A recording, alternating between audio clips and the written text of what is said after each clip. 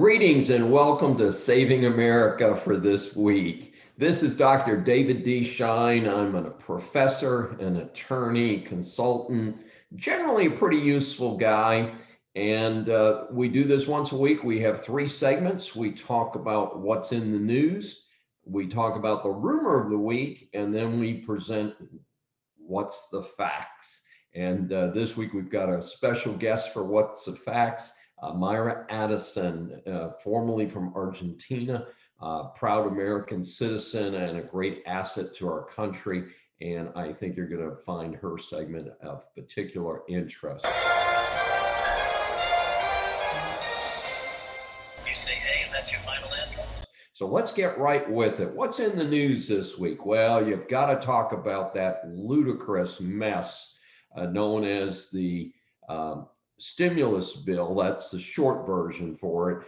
But I call it the rape of the American taxpayer con job. It's a very sad production.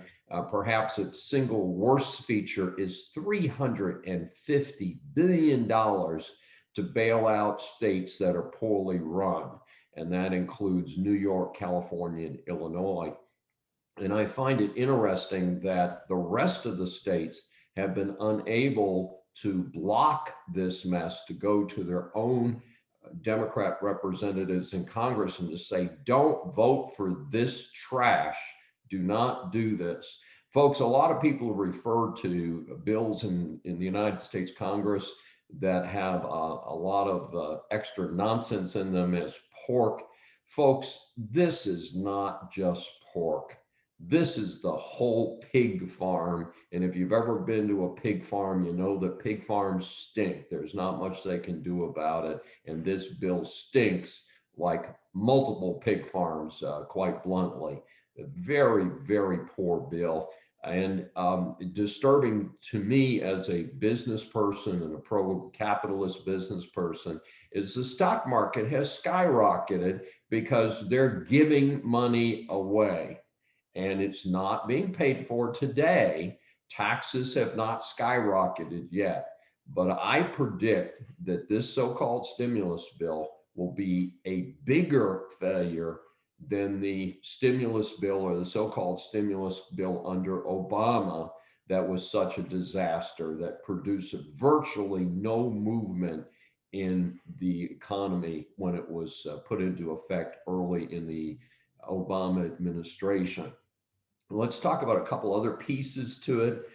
One of them is the increase in Obamacare funding. I mean, let's be blunt about it. Obamacare is a total fraud. It's just simply a con job, and it was never successful, and it cannot be made more successful by throwing more money into the dump.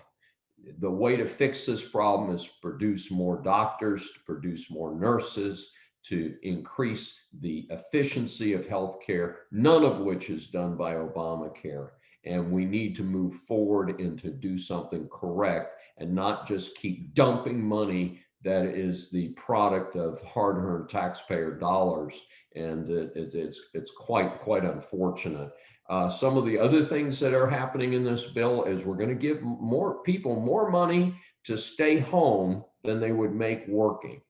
I'm sorry, folks, that's not to me how we help people back into the economy. And again, this is a lesson that we learned from the Obama non-recovery from 08 to 16, because what happens is if you just throw a few bucks at people occasionally, it doesn't work. And the infamous cliche, you give somebody a fish, they eat for a day. You teach somebody to fish, they eat for a lifetime. Same theory here. We need people back in work, making tax dollars to pay for our economy, to pay for our schools, to pay for our healthcare, not to throw a few bucks here and there, and especially not to dump so much of it in garbage pails known as California and New York. Part of this bill, you think I'm exaggerating? How about they're going to give money to people in prison? They're going to give money to illegal aliens. What about taking care of the taxpayers who are on hard times right now? That to me is what a stimulus bill should be about, not what's happening here. So I'm very disturbed about that, but that's in the news this week. Well, the weakest link. Goodbye. Now let's switch to part two of our program today, rumor of the week. And the rumor of the week is, quite bluntly, Joe Biden is losing it, and losing it much more quickly than his backers had anticipated. Now, let's be straight about it. I came from the East Coast. I've known who Joe Biden was since he got in the Senate. Why? Because he's stupid and he says a lot of stupid things. People think it's funny. I don't think it's funny. I didn't think it was funny when he was a freshman senator, and I really don't think it's funny today. I think it's sad. And in fact, some of the conservative commentators have even said, look, we don't take any joy in talking about the decline of a highly visible person, but especially someone who represents the free world, although that's going to be a moniker that I think is going to go away with the crushing attack on free speech in the United States under the Biden administration. But in any event, let's take a look at recent Biden history. And here's somebody who hid in the basement during the presidential campaign, famously, very little visibility. The couple presidential debates he did, famously, he slept all day, just showed up for the debate, read off his cards, got softball questions. And then, gosh, at some point, somehow he got elected, and they inaugurated him, and he has just gone downhill in a rather uh, disgraceful manner. And I think that the fact that he is not scheduled a State of the Union speech is because he literally cannot stand there and speak for an hour without taking a break. The guy's not up to the job, and it is the responsibility of everyone who voted for this loser to take a look and say, this is what you've brought to America. And I think it's a very unfortunate situation. What we're experiencing right now is his gaffes have gone from weekly to daily. Yesterday, he could not remember the Secretary of Defense that he had just appointed. Just appointed. A couple days earlier, he could not remember who he had nominated for another cabinet position. Could not speak the person's name. This is a very serious situation, and the worst part about it is, who do we have behind Biden when the 25th Amendment is invoked? And we have a professed communist these days, although she wasn't in her earlier career. I call her Commie Harris. And that is not a move up for America. And I think America will be in deep trouble, worse than we are now, if Biden is replaced by Commie Harris. So this is a tough situation. I don't know when it's going to happen. I had been predicting it was going to happen before the end of this term, this 4-year term, but I think it could happen much earlier. And that is the rumor for this week.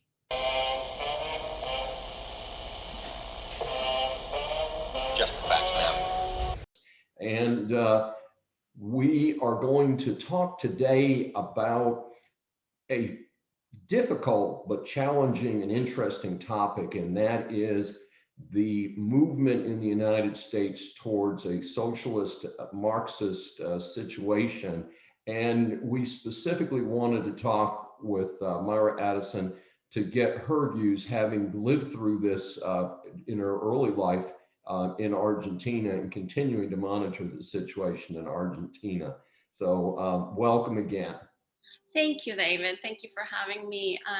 This is my country of adoption. I just came to study in the United States, and I loved it so much that this country gave me so many opportunities, and I decided to stay. I got my green card after I had my second child. But I'm a firm believer in the Constitution, the US Constitution, what our founders created for this country. And I thank you so much for trying to keep this um, webinars going, because people need to know. I'm very disappointed at the way my country of choice is going, because things are just not, it's not just a country that I selected to be. I became a citizen in the early 2000s, I think 2001. It was a different country then, and anything we can do to get our country back, that would be great. Well, tell us a little bit about because Argentina, I think, is currently considered to be in sort of okay shape, but and many Americans are, of course, familiar with the musical Evita, although she lived a very short time and was apparently quite a controversial character in her real time frame. But the movement was called, I think, Peronist, were his supporters. And how did that compare to what we're dealing with today? The Pyramids came after what we called the infamous decade, the decade of the 30s, where a duly elected president was taken out because of a coup. And we started coup after coup after coup. Peron uh, sort of embodied what many new upcoming media class people were wanting for, just to be disappointed at the end. And Peron was forbidden from coming back to the country after the second re-election. He came back in the 70s, and in the 70s we saw the resurgence of turmoil. The socialists were trying to come back. There was a combination of uh, uh, a movement in all the Americas, led by Cuba, by the Che Guevara, bringing in guerrillas and terrorists to bring in socialist governments into all of Latin America. We know the history of Chile, we know the history of Argentina, the missing people. And the Peronists learned that through socialist measures, they may convince people to vote for them the first time, but they will not convince them to vote for them the second time. And so we have seen with Cristina Fernandez in her last years of presidency before Macri recently, and now she's vice president, she came back, but in order to sustain the elections for her, she opened the borders, brought in a lot of people from bordering countries, gave them the right to vote. She will also distort the economy by giving women who came from other countries money to have children, and all that created was the incentive for women to have a child and then dump the child in the street. It was $500 per child. A friend of mine has an organization that pick up children from the streets that were left by those mothers, and put them in foster care, and that's all the judicial process to put the children in foster care. So you can see that sometimes measures that we see as benefiting certain groups of the less advantages and the poorest end up affecting the whole society in general. What we're seeing with the HR 1 that is being passed in Congress is called For the People's Act.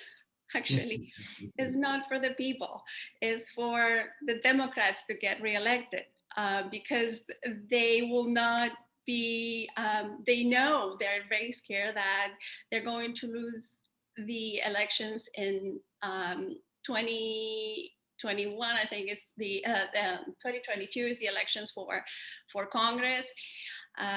Things like they call it they said that when we ask for ID, we are suppressing the vote. I don't think that anybody is complaining because we are suppressing literacy when we ask someone for an ID when they borrow a book from the library. What they are doing by letting everybody vote without an ID is actually suppressing the vote of the real citizens, because it's diluting the vote of who counts. Not only citizens, they're trying to open the vote with this act to children under 18 years old. I have two very smart kids. It's nothing against my kids, but we all know, if we had teenagers in the house, we know that they think that they know everything, but they don't know the consequences of their elections. They don't pay taxes. They have, probably few of them have had a job. The original voting age was 21 years old. It was moved mid last century to 18 because people were drafted to fight for your country. If you can fight for your country, of course, you can vote. And it was the age of draft was 18, so it was moved to 18 years old. But we all know that the frontal lobe does not develop until the mid-20s, and by allowing younger people to vote, we are diluting the vote of those who really are part of the economy in this country. So I see a lot of the decisions that the Democrats are doing is just to destroy what our founders have created. So you're seeing a lot of parallels to the, the difficulties that took place in Argentina over the last century. Of course, Argentina deals right now with currency issues. They deal with inflation. And one of the big discussions today in the economic news is, will a stimulus that's this poorly crafted lead to inflation? And inflation a lot of times is a sign of poor governance. Actually, yes. If it was just to restore the economy, that would be great. But there are many aspects of the stimulus package that go to other agendas, like the one that Cristina Fernandez had. It's just demagogic agendas. The part of the stimulus that favors school the schools are not going to see that stimulus for 2 or 3 years. Instead, other aspects of the stimulus that favored, for example, that are completely racist, that they are for giving loans to agribusinesses only if you are minority, Black, or Latino, etc. Whoever is working in the agribusiness now has nothing to do with what their other people did 200 years ago. So I think we might see backlash on that. We need to come back to common sense. And that's what I don't see in politics right now. Well, thank you so much, Mayra Addison. It has been a great pleasure to have you on our special Just the Facts segment of Saving America, and we hope you'll come back soon.